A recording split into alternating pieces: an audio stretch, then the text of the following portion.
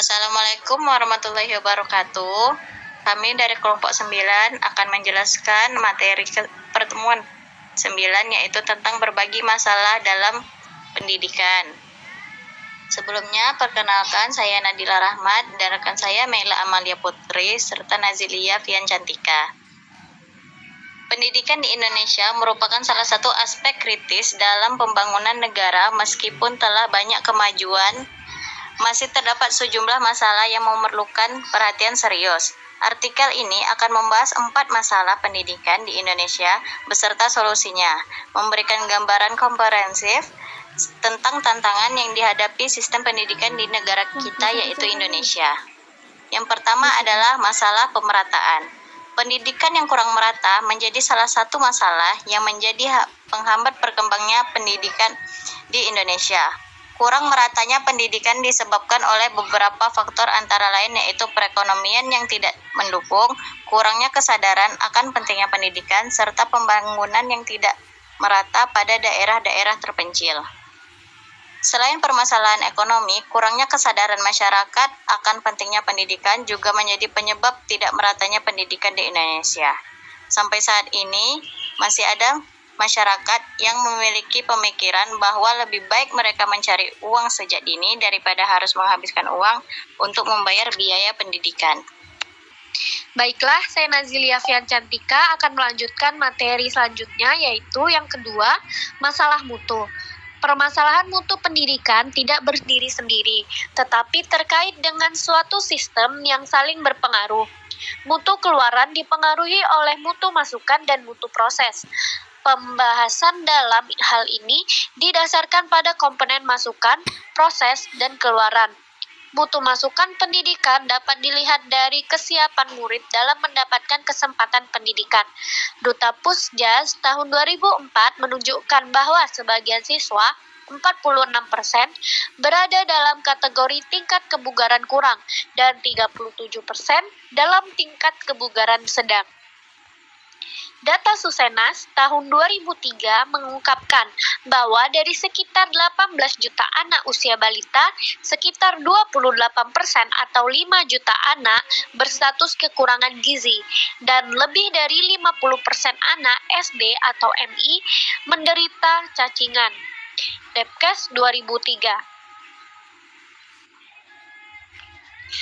Secara eksternal, komponen masukan pendidikan yang secara signifikan berpengaruh terhadap peningkatan mutu pendidikan meliputi yang pertama, ketersediaan pendidik dan tenaga kependidikan yang belum memadai baik secara kuantitas dan kualitas maupun kesejahteraannya.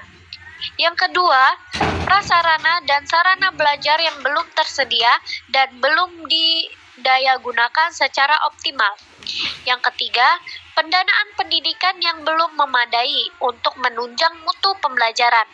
Yang keempat, proses pembelajaran yang belum efisien dan efektif. Salah satu faktor yang terpenting dalam mempengaruhi kualitas pendidikan adalah ketersediaan pendidik dan tenaga kependidikan. Yang ketiga, yaitu masalah efisiensi dan efektivitas. Masalah efisiensi pendidikan berkenaan dengan proses perubahan atau transformasi masukan produk, raw input, menjadi produk output.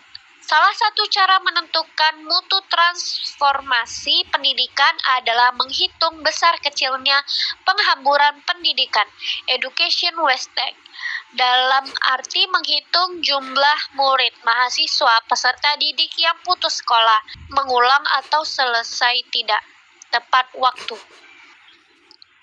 Masalah efektivitas pendidikan berkenaan dengan rasio antara tujuan pendidikan dengan hasil pendidikan, output.